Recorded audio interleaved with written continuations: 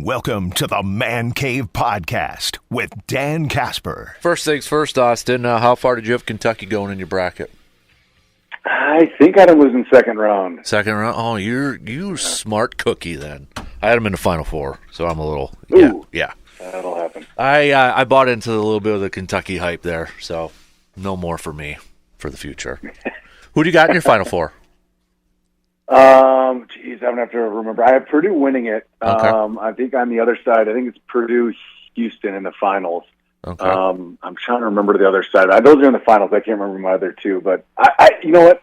I mean, I'm an analytics guy, so like I look and I have a hard time knocking off 1 and 2 seeds. Mm-hmm. So inevitably, my Elite Eight's like 1s and 2s, and you look back and it never happens. But when I do predict upsets, they're always wrong. So same here. It's always like I feel like this year was like, hey, it's going to be a lot of upsets, and then when I did mine, I'm like, I'm going to go all chalk. So yeah, that's how it works out. That happens. I want to start off this morning. You know, we got some pro days going on as we gear up for the NFL draft and such, and maybe one target, first round pick, Alabama corner Kool-Aid McKinstry. Love the name, by the way. But the other day at his pro day, he ran a 40. They clocked it at 4.47, but he has a Jones fracture in there too, and he still ran a 4.47. They said he'll have surgery today. Can you give us, I know we've talked about this before, but can you give us a little bit of a refresher exactly what a Jones fracture is? And then the second part is, how impressive is that he ran a 4.47 with a Jones fracture? Yeah, so first thing, a Jones fracture is a name for a fracture at the base of the fifth metatarsal. So the metatarsals are the bones that make up the forefoot. So you have 5 of them, one linked to each toe. So it's on the fifth or the outside portion, and it's at the base of it. It's an area that's really problematic because the way that bone gets its blood supply, there's a couple different ways. One is what we call nutrient arteries. So those are the main arteries that flow right into the bone. And then often on the ends of the bone, around the joint and where tendons insert, there's blood supply there. So often there's what we call watershed areas where it's not really getting a good blood supply from the center portion and it's not really getting good blood supply from the end. So it creates an area that doesn't have really good vascularity, meaning they're prone to not only injury because it just doesn't have the ability to heal itself, but when they do break, they're very difficult to get to heal correctly. So I don't know if his was a chronic one or his was an acute one. They can happen both ways, but in either event, they are hard to get to heal correctly. So they do often require a screw, especially in an athlete. If you see Jones fracture, usually our first recommendation is going to be to put a screw across that. And they have a pretty good success rate. And the list of athletes that have had Jones fractures is pretty darn long. But to answer the second question, how impressive is it? Yeah, it's a painful thing. That's why athletes get them fixed, because it hurts to run and jump. So I can tell you with a healthy foot, he's going to run faster than that. How much exactly, that's obviously hard to say, but I can promise you it would impair. just simply the pain from pushing off. You can try to fight through it, but the body's going to have some natural kind of protection and splinting of that. So, yeah, certainly an impressive 4.47 or whatever it was. Mm-hmm. So yeah, that's going to stand out to a lot of people, I'm sure. So how does that relate? Is it comparable to a Liz Frank injury? So they're both in the foot. Liz Frank is a lot worse. Yeah, okay. Liz Frank is potentially career ending. That's the whole. Basically, it's like a dislocation of your midfoot. And of course, there's mild versions of it too. So you can have like a mild sprain of the Liz Frank joint, or you can have full disruption of it. And not to say that Jones fractures can't be a big problem. They can. If that bone doesn't heal, unfortunately, when we do put a screw, that doesn't work every time. Sometimes you have to come back and do bone grafting. And unfortunately, there are case reports of that not healing either. So those can be big time trouble as well, but that's much less common. So if I had to pick between the two, it's a Jones fracture all day. So could there be for McKinstry potential for some future problems with the Jones fracture injury? Well, if it heals correctly, not really. Okay. The most common issue then is going to be getting the screw taken out. So, we see that, not infrequently. Kevin Durant had one, and he had to get his screw taken back out later. Mm-hmm. It's just a prominent screw, and it's right where one of your peroneal tendons inserts on the base of the fifth metatarsal, so it's an area that can irritate that tendon. So it's not uncommon to have to go back in and take it out, but that's a relatively straightforward procedure. But then, unfortunately, it's rare, but occasionally then you'll refracture it after the screw comes out. So you can chase your tail a little bit on that one, but luckily it tends to do pretty well. Weird question, and this is pure speculation, but he's also a guy that was kind of getting mocked to some Packers. I mean, could it be possible he might be going to Green Bay for that foot surgery with the specialists over there too? Well, he is certainly well known, and he operates on a ton of athletes, so that certainly would not be shocking. But Bob Anderson is certainly a short list of foot and ankle surgeons in the U.S. if athletes are going to see him, so it would not be surprising. I want to ask about, I know we've talked a lot about Kirk Cousins and such, but I've been seeing some stuff like there's people asking, can he even be ready for the start of the regular season when it's coming up here? And I guess, I mean, maybe I'm a little bit, I just assumed he would be, but is there realistic chance that maybe Kirk Cousins actually wouldn't be ready by the start of the season in September, still recovering from that Achilles injury, do you think? I mean, I think he will be, but it's certainly something they'll have to watch. I mean, the recovery timeline for those, and I mean, we beat that horse dead with the Aaron Rodgers saga, shall we call it. Yeah. That was just outside any realm of possibility, essentially from the get-go. And so it created a whole bunch of hoopla and whatnot. But if you're looking at his time frame, I think getting back to this season, I think both those guys are going to be certainly ready to play. Will it affect the way he plays? Potentially.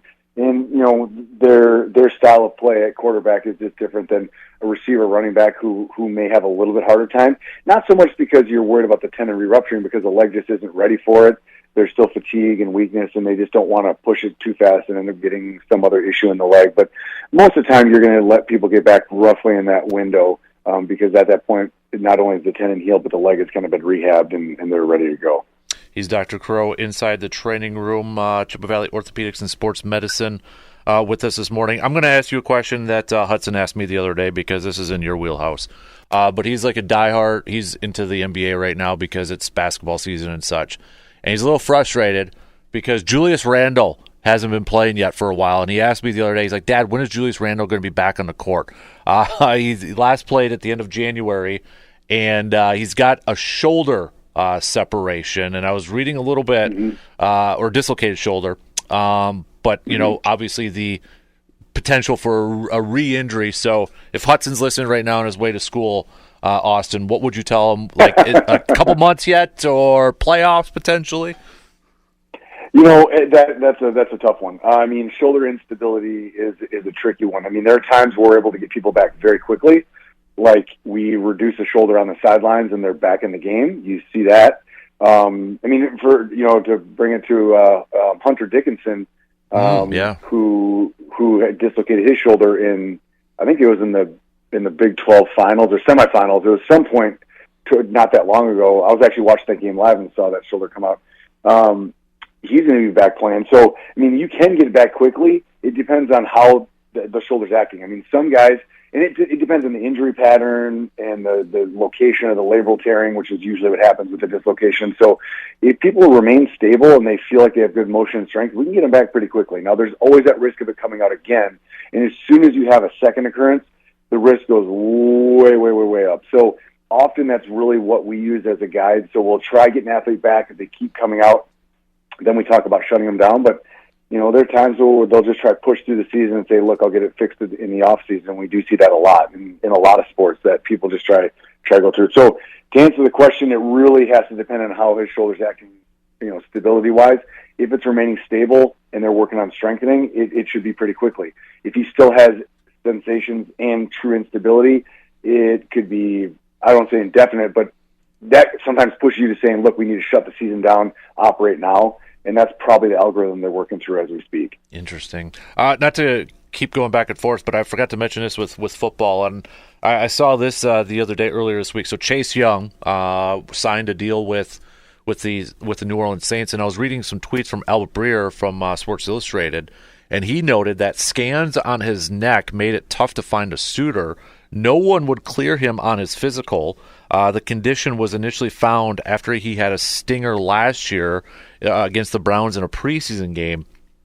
He will have neck surgery tomorrow, which was just a couple days ago over there. So when you hear, scans on his neck, no one would clear him on a physical, a condition that was found after a stinger, Does that kind of say like herniated disc or anything like that, or what could be some possible issues with that?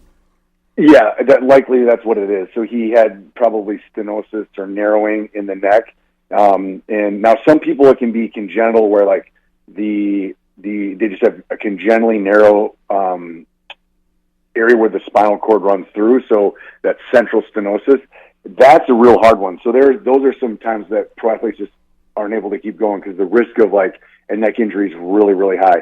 If this is something that can operate on, because you can't operate on that, you'd have to open up the entire spinal cord, which obviously you could do. You just wouldn't be able to go back and play football. So this is likely a single level that had stenosis, and what happens is you get your neck in a certain position, it pinches the spinal cord, and that can be dangerous. I mean, those are times where you'll occasionally see like a transient quadriplegia where an athlete gets hit and they look like they're paralyzed, or they have really bad radicular symptoms on arm, like the arm goes completely limp.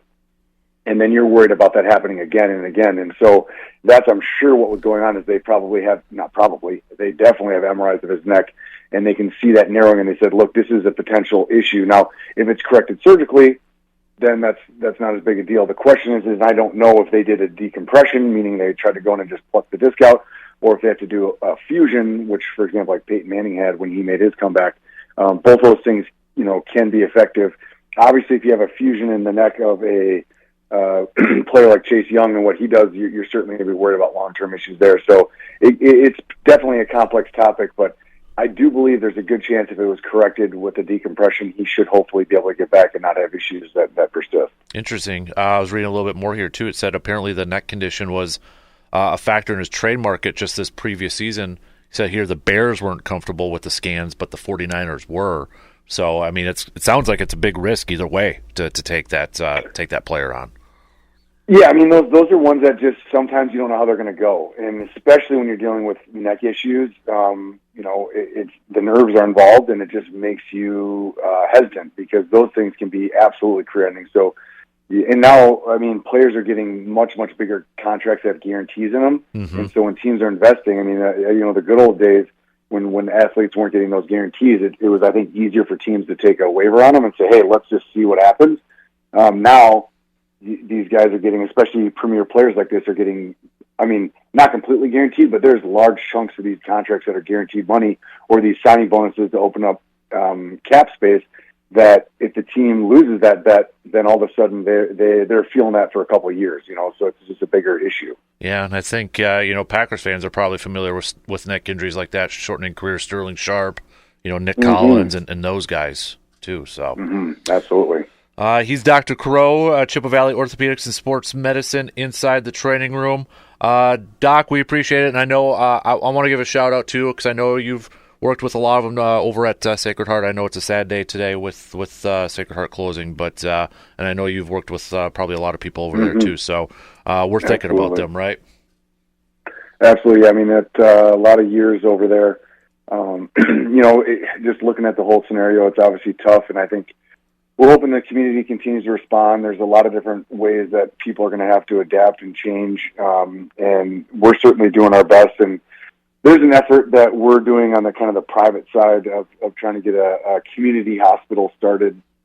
And so there's a lot of effort by a lot of people, both on the medical side and business leaders. And so it's active, it's ongoing, and we're certainly doing our best to try to fill the void that's certainly going to be felt. But to all the nurses and all the people from top to bottom that worked at Sacred Heart and St. Joe's, we certainly wish you guys all the best, and it's going to be a tough transition for everybody. Absolutely. So, all right, awesome. Well, enjoy the basketball games this weekend if you got a chance to watch them, and hopefully your bracket doesn't get too busted like mine is already. So They always do. Yeah. Well, we appreciate it, buddy. We'll catch up soon, okay?